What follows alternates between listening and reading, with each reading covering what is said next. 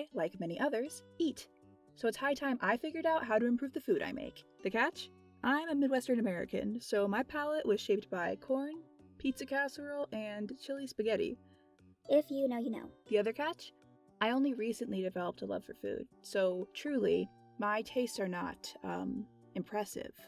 I think this may be in part because I messed my nose up super bad when I was a kid and had a deviated septum, broken nose situation going on for years, which I'm assuming can mess up your sense of taste and smell.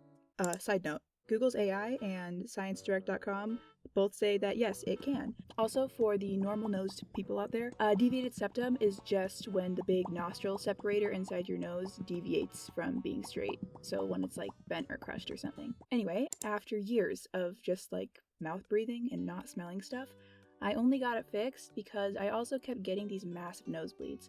Most intrusively, these nasal tsunamis would decide to absolutely flood during live shows when I worked at a TV studio. And understandably, the producers and directors and, like any coworkers, really didn't love sitting with the risk of someone bleeding all over the super expensive equipment or running out of the control room during a live show.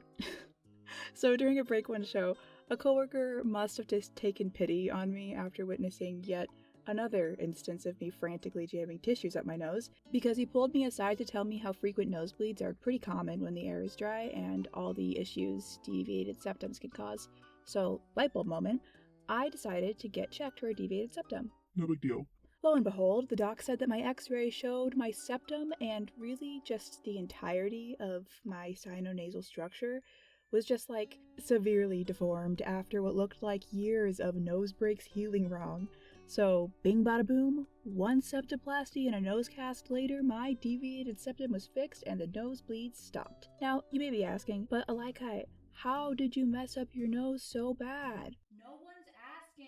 Well, dear viewer, that would be what we in the biz call a skill issue. Yes, sir, I was equal parts super uncoordinated and self-sabotaging as a kid, so truly it's impossible to say. My best guess is a toss-up between repeatedly hitting myself in the face with a basketball while practicing for my local church's rec team, face-planting so hard in an impromptu wrestling match with my brother that I knocked my teeth out and left tooth-shaped indents on the floor, and sleeping directly on my face for the majority of my adolescence. But all of that is neither here nor there. Truly impossible to say. The important part of this story is that after my surgery, I remember my first meal was a can of Campbell's soup I heated on the stove. And oh my god, the flavor. I was shocked. Genuinely, I might have cried a little bit. I was Gordon Ramsay, and this was my first non-microwaved chicken from a nightmare kitchen. This is what I'd been missing out on? No wonder I'd held such a disdain towards eating for so long. It was so boring before when all I could gauge was texture. But after my Campbell's soup experience, I was a changed person.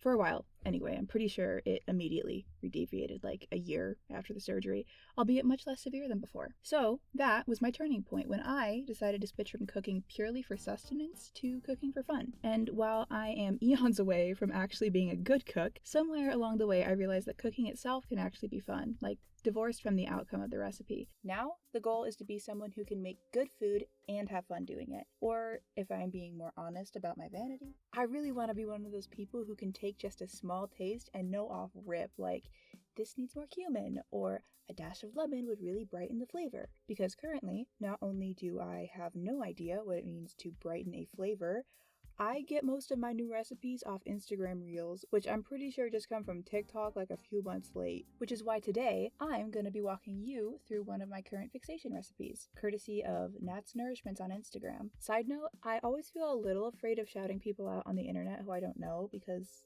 like, what if they turn out to be crazy? I don't want to be accountable for that.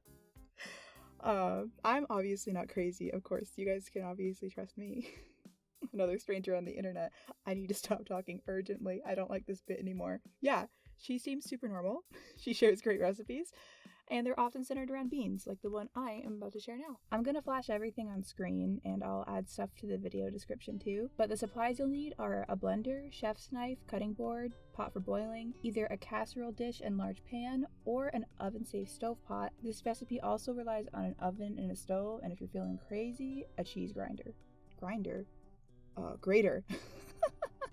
I cook, I swear. Ingredients-wise, We're going to be using half an onion, like 4 or 5 cloves of garlic, a few crowns of broccoli, some kale, a couple of cans of butter beans, some veggie stock, cream, nutritional yeast, Dijon mustard, and some shredded parm and shredded cheddar. Olive oil to cook all that in too. Also, full disclosure, I stray a bit from the recipe shared by the original creator. I think she's European, and to be perfectly honest, I do not understand the measurements she uses.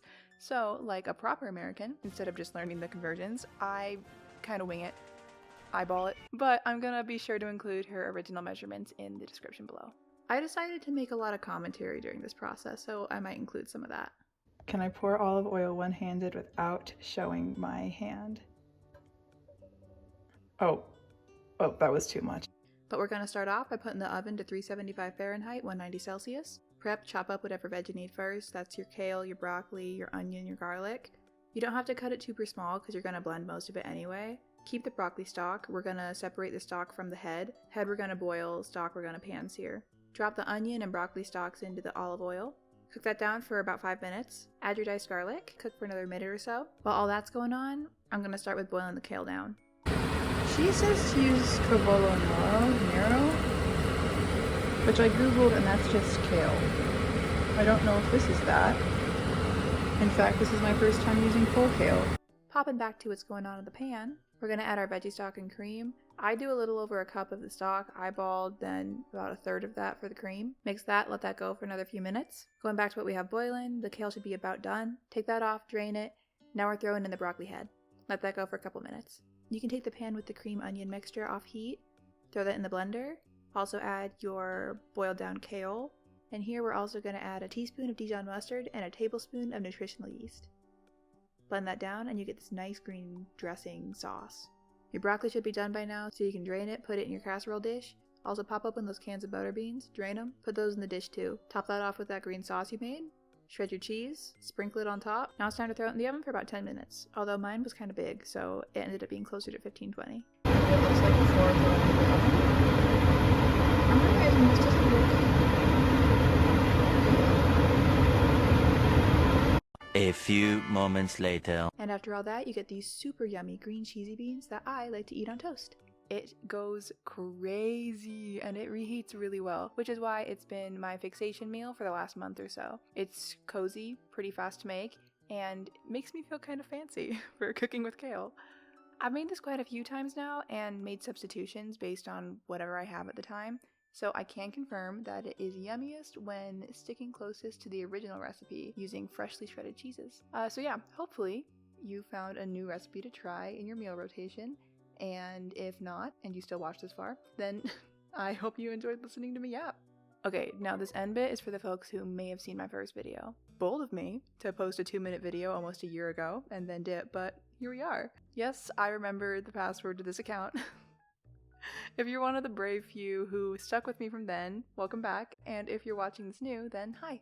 Thanks for taking the time to watch me learn how to use this platform. What I've always loved about YouTube is when you can really feel a semblance of honesty or genuine personality from the other side of the screen. So I am working on improving at being myself in front of a microphone or a camera. Also, just art in general, although that's probably going to end up being more of a lifelong sort of improvement. Baby steps. But yeah, it's been super fun to learn how to make videos and draw digitally, and I'm really looking forward to all the learning that's still to come. So I guess we'll see together how this all plays out. So thanks for sticking with me through the video. More to come soon, and this time without a multi-season gap. And with all that, I'll see ya. Bye.